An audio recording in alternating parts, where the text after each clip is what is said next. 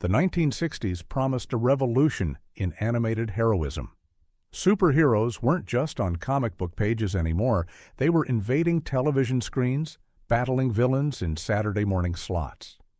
But while some soared, others crashed into obscurity.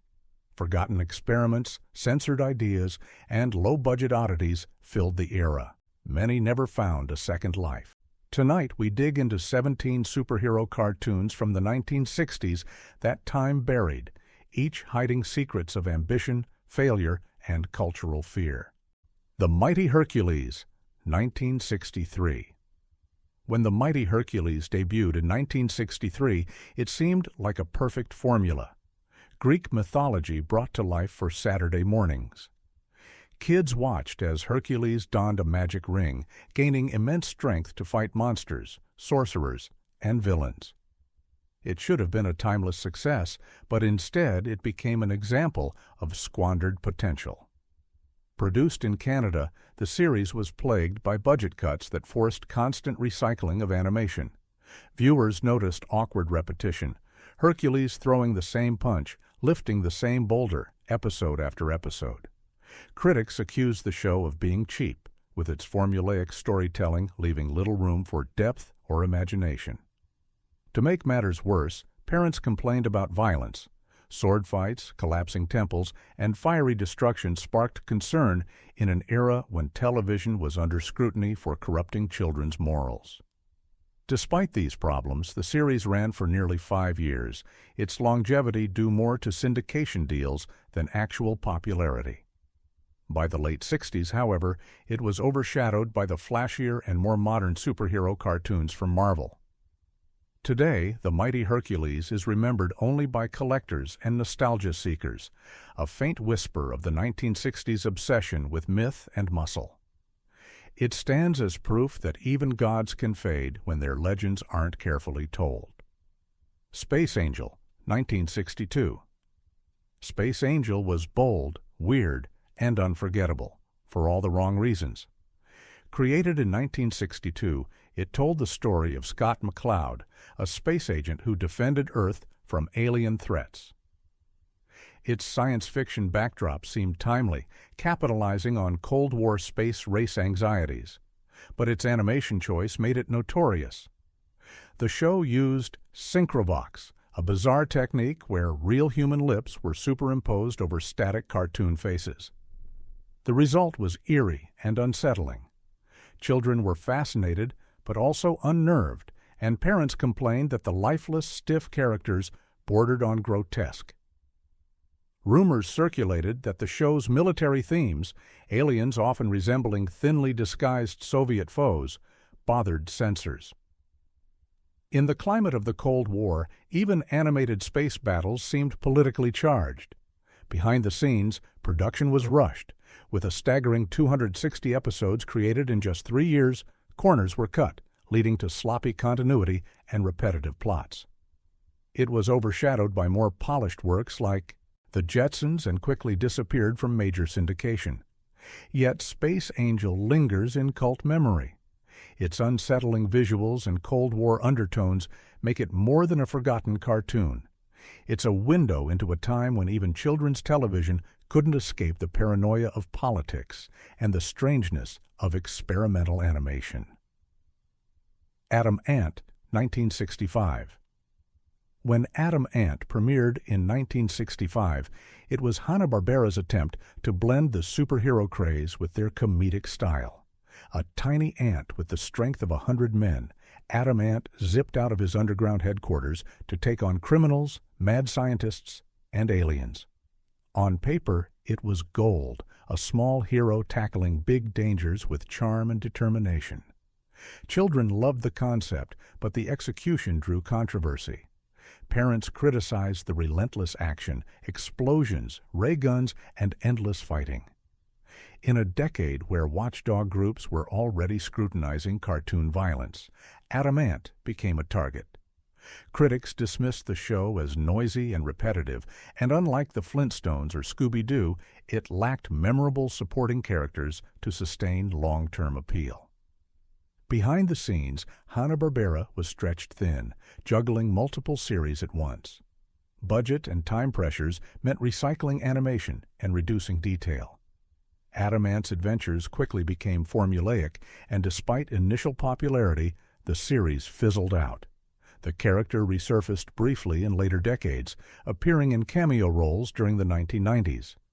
But the original series remains largely buried.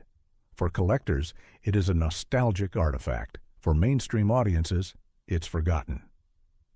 Adamant's legacy buzzes faintly, reminding us that even the smallest heroes can vanish when networks and critics lose faith. The Impossibles, 1966. In 1966, Hanna-Barbera rolled out The Impossibles, a show that perfectly captured the psychedelic spirit of the decade. 3 musicians, Coilman, Fluidman, and Multiman, doubled as superheroes, using their bizarre powers to fight eccentric villains. The blend of rock and roll energy with comic book heroics seemed like a guaranteed hit with kids. But trouble quickly followed. Some parents complained that the band's lifestyle glamorized rebellion, while others claimed the slapstick violence was excessive. Critics weren't kind either, dismissing it as a gimmick. Behind the scenes, the studio faced financial pressure. Hanna-Barbera recycled footage constantly, reusing action poses and chase sequences. This cheapened the show and made it harder to compete with higher-quality rivals. By 1968, The Impossibles was gone, quietly replaced by safer programming. It never got the reruns or revivals that propelled other Hanna-Barbera hits to legendary status. Still, for those who remember it, the show holds a strange charm. Its wild villains, surreal transformations, and bright psychedelic palette made it uniquely tied to its era. Today, The Impossibles is remembered only by animation enthusiasts and collectors, yet it serves as a vivid reminder of how 1960s TV flirted with youth culture while fearing its influence. In a way, its disappearance feels symbolic. The decade's strangest heroes were too strange to survive. Birdman and the Galaxy Trio, 1967. When Birdman and the Galaxy Trio premiered in 1967, it carried all the trappings of success. Produced by Hanna-Barbera, Birdman, an intergalactic superhero powered by the sun, soared through the skies with his hawk, Avenger. Meanwhile, the Galaxy Trio added extra punch. 3 cosmic heroes with powers of stretching, multiplying, and elemental control. On the surface, it looked like Hanna-Barbera's answer to the rising Marvel craze. Yet the show faced backlash almost immediately. Parents complained about the harsh violence, pointing to Birdman's solar blasts, galactic battles, and endless explosions. Network censors grew nervous, demanding toned-down action that often reduced the stories to repetitive chases. Behind the scenes, Hanna-Barbera cut corners with recycled animation cells, creating noticeable continuity issues that critics ridiculed. Although it briefly captured young imaginations, Birdman and the Galaxy Trio couldn't sustain momentum. Its syndication run ended quickly, and for decades the show virtually disappeared. Samson and Goliath, 1967. In 1967, Samson and Goliath introduced a strange yet intriguing duo, a teenage boy and his dog who transformed into powerful heroes at the sound of a magical chant. Samson became a towering muscle-bound warrior, while Goliath morphed into a giant lion, together battling monsters, aliens, and criminal masterminds. The premise was bold, mystical, and perfectly tuned to the decade's love of ancient legends. But controversy came quickly. Critics argued that its transformation sequences borrowed heavily from religious iconography, sparking letters of protest from parents who felt uncomfortable with the magical chant. Meanwhile, watchdog groups attacked the violence, pointing to recurring battles with deadly robots and destructive beasts. Behind the scenes, budget limitations crippled production, forcing animators to loop transformations and fight scenes. This gave episodes a repetitive, formulaic rhythm that wore thin after only a few months. The series lasted just 1 season before being pulled from syndication, quietly buried under Hanna-Barbera's more successful titles. Unlike Scooby-Doo or Johnny Quest, it never received a revival. Today, Samson and Goliath lives on only in the memory of dedicated collectors and grainy YouTube uploads. Its legacy feels bittersweet, a show that dared to blend myth and science fiction but was too strange and too controversial to survive. Mighty Man and Yuck, 1966. Before Mighty Man and Yuck became a quirky 1970s entry, there was an obscure 1966 pilot cartoon that laid its foundations. The original concept paired a pint-sized superhero with an awkward canine sidekick whose hidden face unleashed chaos. Though never fully developed into a series at the time, fragments of the 1960s prototype circulated in limited syndication under experimental superhero slots. The concept was daring for its time, a hero so small he could fit in a pocket, contrasted by a monstrous dog whose face was too terrifying to reveal. But network executives grew uneasy. Rumors spread that test audiences, especially children, found Yuck's concealed face disturbing, prompting notes from censors worried it was too grotesque for Saturday mornings. With television under fire for frightening content, the pilot was shelved. Behind the scenes, the project was marred by production issues. Animators reused incomplete footage, and budget shortages meant the pilot never received full polish. Ultimately, it disappeared, forgotten until its reimagining years later in the 1970s. Today, the 1966 version of Mighty Man and Yuck remains a curiosity, more rumor than reality, surviving only in scattered archival notes. Yet its legacy lies in its eerie reminder. Sometimes the strangest ideas resurface decades later, reshaped into cult classics. Super President, 1967. Imagine a world leader who moonlights as a costumed superhero. That was the premise of Super President, a 1967 cartoon that dared to merge politics with fantasy. President James Norcross secretly donned a cape, using superpowers, from super strength to molecular transformation, to battle threats both alien and domestic. It was meant to be bold, patriotic, and futuristic. Instead, it ignited one of the biggest controversies in cartoon history. Almost immediately, critics and parents blasted the idea. The very notion of portraying a U.S. president as a comic book-style superhero struck many as inappropriate, even dangerous. With the real world facing Cold War tensions and political assassinations, networks grew uncomfortable with blending politics and caped crusaders. Behind the scenes, animators struggled to take the concept seriously, resorting to repetitive plots where the president saved the world one crisis at a time. The backlash was swift. The National Association of Broadcasters condemned the show as unfit for children, citing both its violence and its bizarre political undertones. Within a year, Super President was pulled from major markets, relegated to obscurity. Today, it survives only in rare collector circles and as a footnote in animation history. Its message still resonates. Some ideas are simply too provocative, even for Saturday morning TV. The New Adventures of Superman, 1966.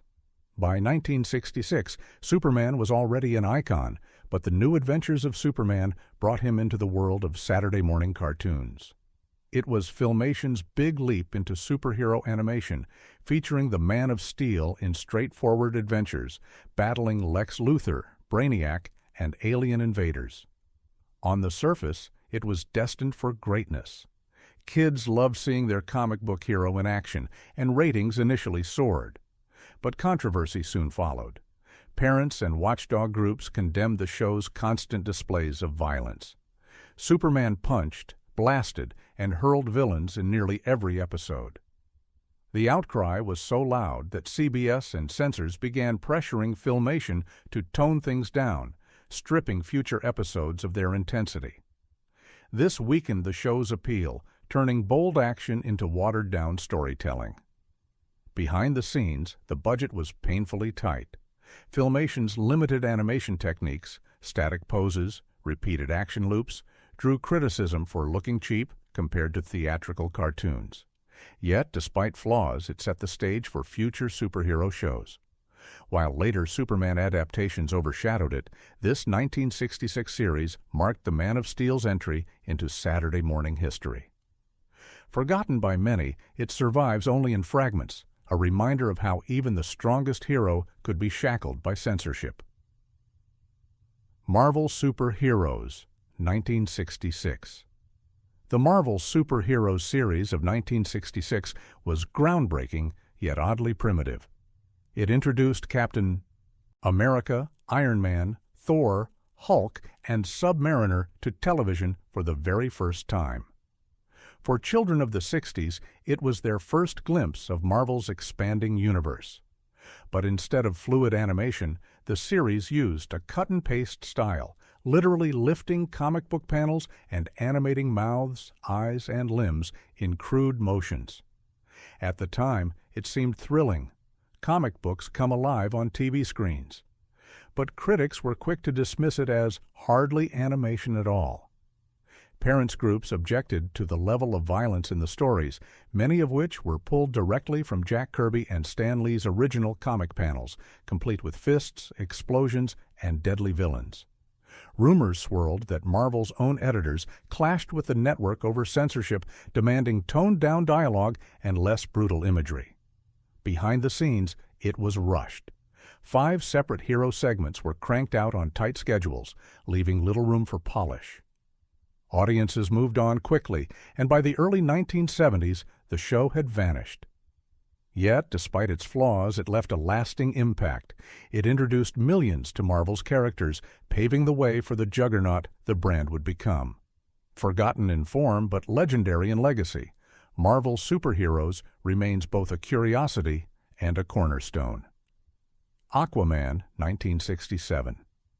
The Sea King himself received his animated spotlight in 1967 with The Adventures of Aquaman, part of Filmation's DC superhero block. Riding seahorses and summoning sea creatures, Aquaman defended Atlantis from foes like Black Manta and Ocean Master. For young audiences, it was a colorful introduction to the oceanic hero. But while Superman soared, Aquaman stumbled. Critics quickly branded the series as silly, mocking its endless parade of bizarre undersea monsters and simplistic plots. Parents expressed concern over its frequent underwater battles, arguing that it encouraged reckless behavior for children fascinated with oceans. Production issues added to its woes. Filmation's limited animation created awkward scenes of Aquaman swimming endlessly against identical blue backdrops, while repetitive stock footage drained episodes of energy. Though it lasted 2 seasons, its syndication faded fast, overshadowed by stronger heroes. By the 1970s, Aquaman was largely remembered as the weakest member of DC's animated lineup, reduced to jokes in later decades. Yet the show carried cultural weight. It was the first true animated spotlight for a character who would later become a major cinematic icon.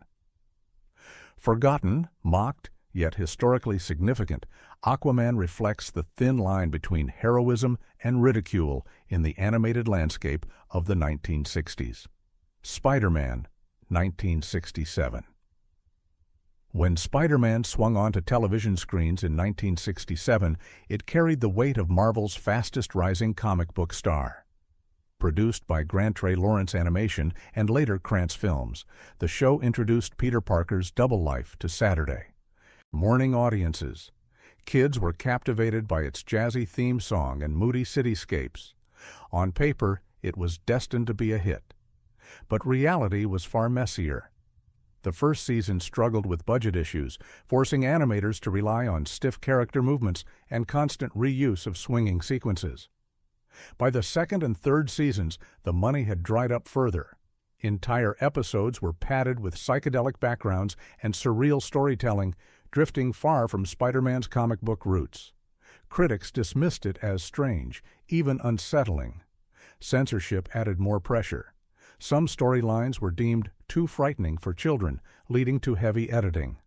Villains vanished, replaced by abstract monsters and bizarre cosmic forces. Parents complained that it no longer felt like Spider-Man. Despite its flaws, the series made history. For many children, this was their first introduction to the web-slinger. It faded quickly after 1970, but its theme song lived on, cementing itself in pop culture. Forgotten in form but immortal in sound, Spider-Man became a symbol of how ambition clashed with television's limitations. Fantastic Four, 1967. In 1967, Filmation attempted to bring Marvel's first family to life. Fantastic Four should have been a surefire success. After all, the team was one of Marvel's crown jewels. With Reed Richards, Sue Storm, Johnny Storm, and Ben Grimm, the show had the ingredients for greatness. Instead, it exposed the cracks in superhero animation of the 1960s. The series leaned heavily on recycled animation. Scenes of the Thing throwing punches or the Human Torch taking flight were reused endlessly, draining episodes of excitement. Critics ridiculed the cheap look, comparing it unfavorably to rival productions. Worse, the scripts often oversimplified the comic's depth, turning complex villains like Dr. Doom into one-note caricatures. Censors also stepped in. The Human Torch's fiery powers raised concerns about children playing with fire. In some markets, episodes were edited to remove extended flame sequences. This only weakened the show further. After just one season, Fantastic Four vanished from schedules, overshadowed by stronger properties. For years, it was buried, remembered only by hardcore fans. And yet, its legacy remained. It was the first time Marvel's family of heroes leapt from page to screen. Forgotten but foundational, the series stands as a fragile pioneer in the rise of superhero television.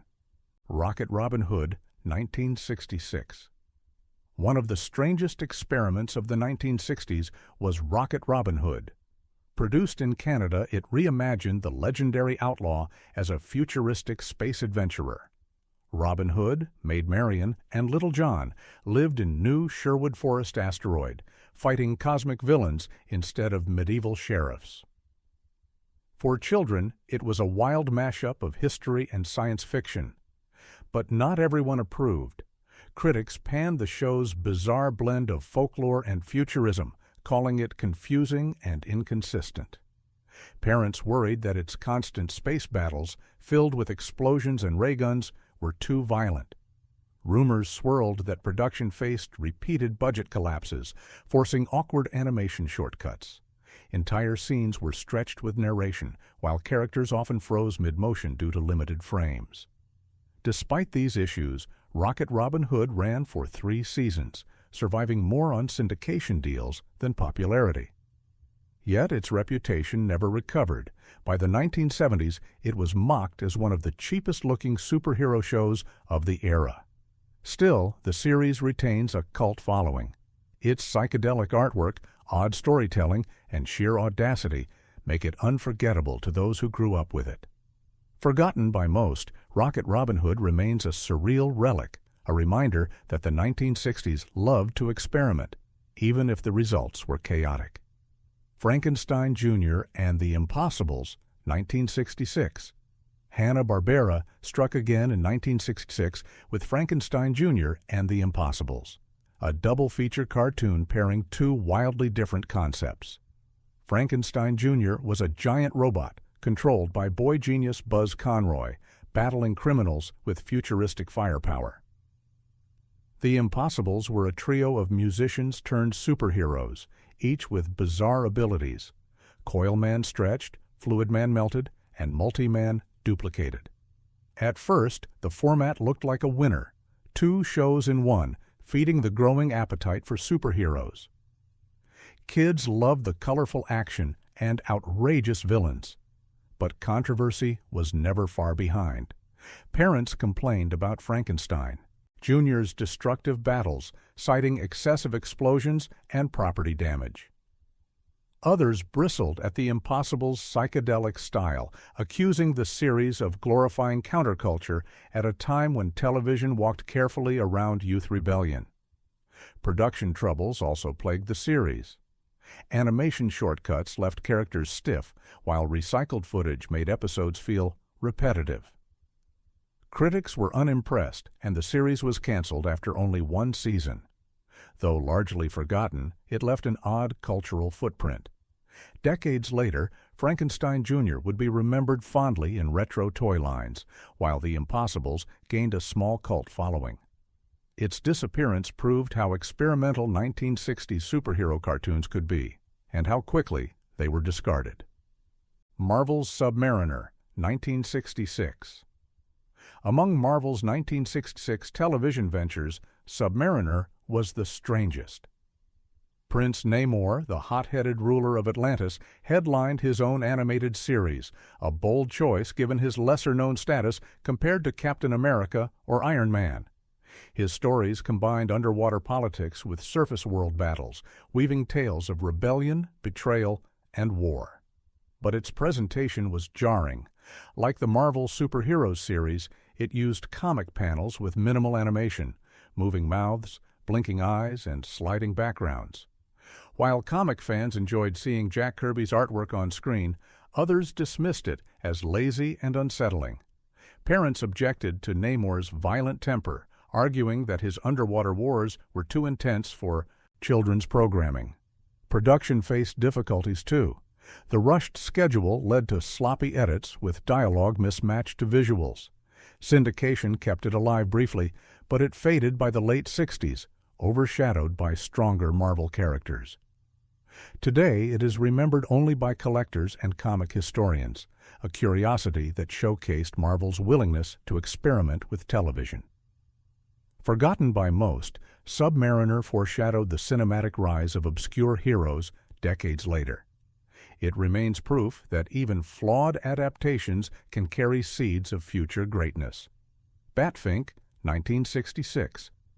At the height of Batman's popularity, Batfink swooped onto screens in 1966. A parody hero with metal wings and a karate-chopping sidekick named Karate, Batfink was designed as a comedic take on the superhero craze. With his catchphrase, "Your bullets cannot harm me, my wings are like a shield of steel," he quickly became a quirky cult figure. But while amusing, the show sparked backlash. Parents complained about constant gunfire and slapstick violence.